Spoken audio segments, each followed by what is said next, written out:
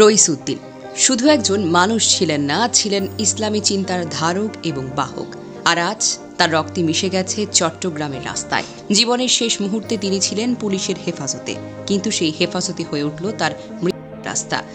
কারের মিথ্যা অভিযোগে তাকে প্রথমে গাঁতে বেঁধে নির্মমভাবে পেটানো হয়, তারপর আহত অবস্থায় ঠেলে দেওয়া হয় কারাগারে। আর সেখান থেকে চলে গেলেন ইমাম রইস উদ্দিন না ফেরার দেশে। সোমবার ৫ই মে সকাল থেকেই চট্টগ্রামের মুরাদপুর ২ নম্বর গেট, বহদ্দারহাট, একে খান, সল্টঘোনা ক্রসিং সহ বিভিন্ন গুরুত্বপূর্ণ মোড়ক দখল করে নেয় ক্ষুব্ধ বিক্ষোভকারীরা। সড়ক অবরোধ করে টায়ারে আগুন জ্বালানো হয়। পথচারীরা দাঁড়িয়ে থাকেন নির্বাক হয়ে, কারণ তারা বুঝতে পারেন এটা শুধুই বিক্ষোভ নয়, এটি জাতির হাহাকার। হাটাজারি, আনোয়ারা, বাঁশখালী, চন্দনাইশ, পটিয়া বাইপাস, চট্টগ্রাম কক্সবাজার মহাসড়ক সহ বিভিন্ন জায়গায় যান চলাচল একেবারে থমকে যায়। বিক্ষোভকারীরা বলছেন, মাওলানা রইস উদ্দিনকে যারা হত্যা করেছে তারা একা তাকে মারেনি, তারা মসজিদ, ইসলাম, ধর্মীয় মূল্যবোধ, আলিম সমাজ সবকিছুকে অপমান করেছে।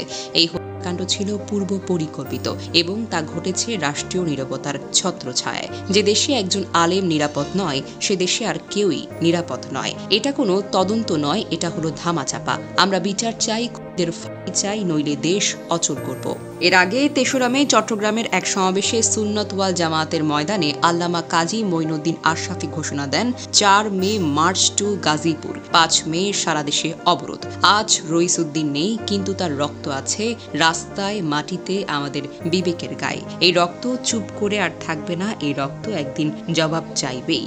ইমাম রইস উদ্দিন ছিলেন কণ্ঠস্বর, আজ তিনি নীরব, কিন্তু তার নীরবতা শোনা যাবে শত শত মানুষের চিৎকারে।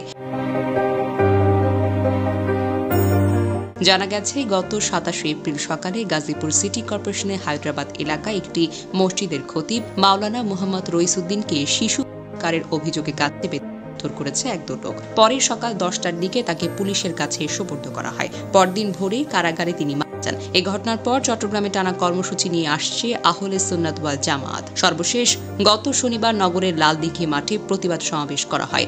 গতকাল রোববার ছিল মার্চ টু গাজীপুর কর্মসূচি। এর আগে আজকের কর্মসূচি হিসেবে ৩ ঘণ্টা সড়ক অবরোধ করার কথা জানান নেতাকর্মীরা।